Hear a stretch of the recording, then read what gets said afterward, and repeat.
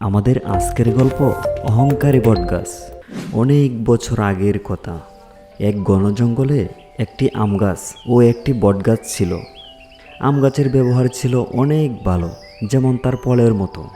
অন্যদিকে বটগাছের ব্যবহার তেমন ভালো ছিল না। সে আম গাছকে পছন্দ করত না। একদিনের কথা, এক রানী মৌমাছি তার সাথীদের নিয়ে সেই জঙ্গলে এলো বাসা বেঁধে থাকার জন্য।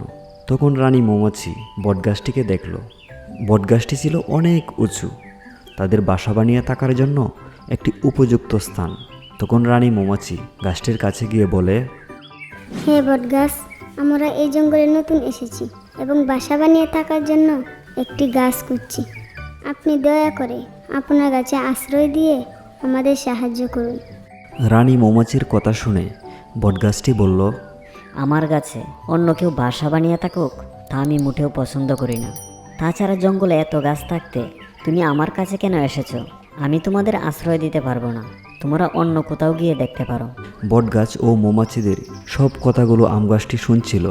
তখন আম গাছটি বটগাছটিকে বলল, আচ্ছা বটগাছ, তোমার কাছে তো অনেক জায়গা আছে।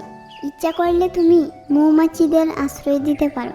তাহলে তুমি কেন তাদের সাথে এরকম ব্যবহার করছো? আরে বাহ, তোমার তো দেখছি অনেক মায়া হচ্ছে। তাহলে তুমিই তো আশ্রয় দিতে পারো, আমাকে বলছো কেন?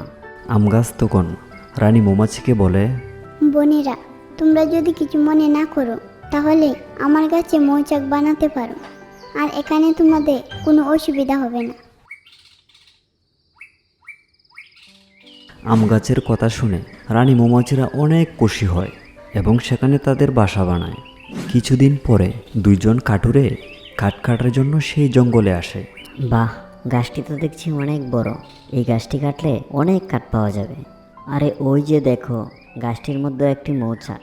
এখন যদি আমরা গাছটি কাটি তাহলে মৌচাক তো আমাদের ছাড়বে না। চলো, এই গাছটি কাটার দরকার নেই, আমরা অন্য গাছ দেখি। তাই তো, তুমি তো ঠিক কথাই বলছো। আর ওই যে দেখো, সামনে আরও একটি বড় গাছ রয়েছে। চলো আমরা ওই গাছটিকেই কাটি। তখন ওই দুইজন কাঠুরে বটগাছটিকে কাটতে আরম্ভ করে। বটগাছ যন্ত্রণায় চিৎকার করতে থাকে। পাশে থাকা আম গাছটি সবই শুনছিল।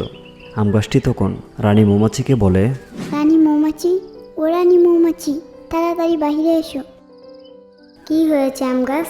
রানী মৌমাছি, দেখো কাঠুরেরা বট গাছটিকে কেটে ফেলছে। আমাদের উচিত বট গাছকে বাঁচানো। কেন বাঁচাবো তাকে? সেদিন সে কি ব্যবহার করলো আমাদের সাথে। তাছাড়া বট গাছ অনেক অহংকারী, তাকে কেন বাঁচাবো?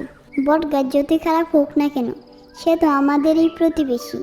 আর বিপদের সময় আমরা যদি তাকে সাহায্য না করি তাহলে কে সাহায্য করবে? ঠিক আছে আম গাছ, আমরা বট গাছকে সাহায্য করব। চলো সাথীরা। এই বলে সব মৌমাছিরা বটগাছের কাছে যায় এবং কাঠুরেদের কামড়াতে আরম্ভ করে। আরে, এই মৌমাছিরা এইভাবে কামড়াচ্ছে কেন? এদেরকে তো দেখেছিলাম আম গাছে, এরা এখানে কেন এসেছে? ও ভাই, কথা বলার সময় নেই, তাড়াতাড়ি এখান থেকে পালাতে হবে, না হলে আমাদের জীবনের ঝুঁকি আছে। এই বলে দুই কাঠুরে সেখান থেকে পালিয়ে যায়। বটগাছ তার জীবন বাঁচানোর জন্য রানী মৌমাছিকে ধন্যবাদ জানায়।